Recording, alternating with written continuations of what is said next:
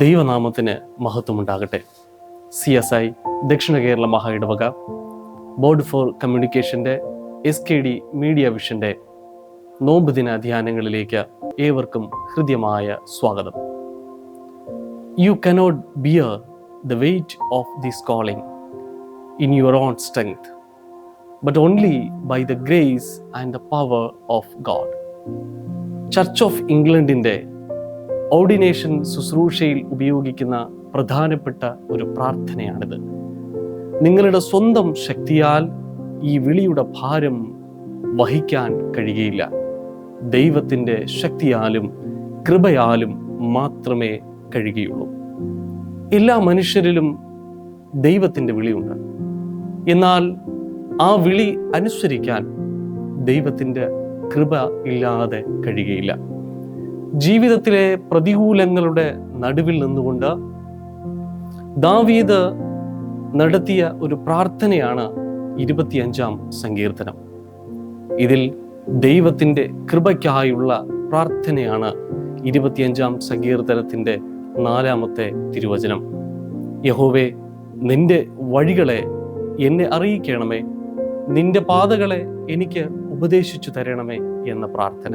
നാളിതുവരെ തൻ്റെ വഴികളും പാതകളും ശരിയായിരുന്നില്ല എന്ന ബോധം വന്നപ്പോൾ ദൈവത്തിൻ്റെ വഴിയിലേക്കും പാതയിലേക്കും ജീവിതത്തെ ക്രമപ്പെടുത്തുവാൻ ആഗ്രഹിക്കുന്ന ദാവീദിൻ്റെ പ്രാർത്ഥനയാണിത്.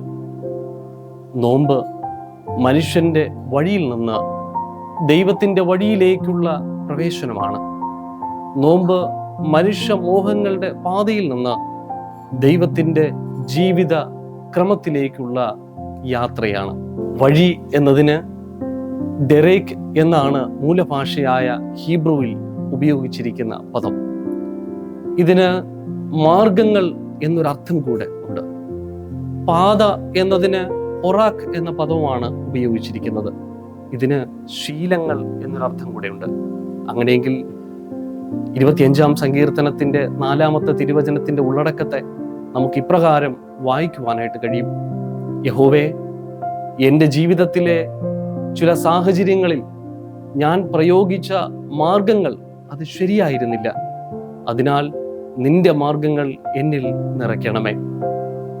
നാളിതുവരെയുള്ള എൻ്റെ ചില ശീലങ്ങൾ അത് ധാർമ്മികതയും ദൈവത്തിൻ്റെ ഹിതവുമല്ലാത്ത ശീലങ്ങൾ ഉണ്ടായിരുന്നു.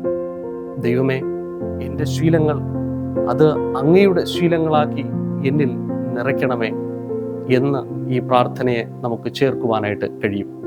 സ്നേഹിതരെ, ഈ നോമ്പ് നാളുകളിൽ നമ്മുടെ ഉള്ളിൽ ഉയരേണ്ടുന്ന ഒരു പ്രാർത്ഥനയാണിത്. സ്വന്തം നേട്ടം മാത്രം ലക്ഷ്യം വെച്ച് പ്രയോഗിച്ച ചില മാർഗങ്ങൾ നമുക്കുണ്ട്. മോശപ്പെട്ടതും ധാർമ്മികതയില്ലാത്തതുമായ ചില ജീവിത രീതികൾ നമുക്കുണ്ട്. ആ രീതികളെ, ആ മാർഗങ്ങളെ തിരിച്ചറിയുകയും ദൈവസന്നിധിയിൽ പ്രാർത്ഥനയോടുകൂടെ വിധേയപ്പെടേണ്ടുന്ന നാളുകളുമാണിത്.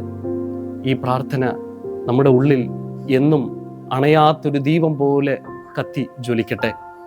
യഹോവേ, നിന്റെ വഴികളെ എന്നെ അറിയിക്കണമേ, നിന്റെ പാതകളെ എനിക്ക് ഉപദേശിച്ച് തരണമേ. ദൈവം നമ്മെ അനുഗ്രഹിക്കട്ടെ. ആമേൻ.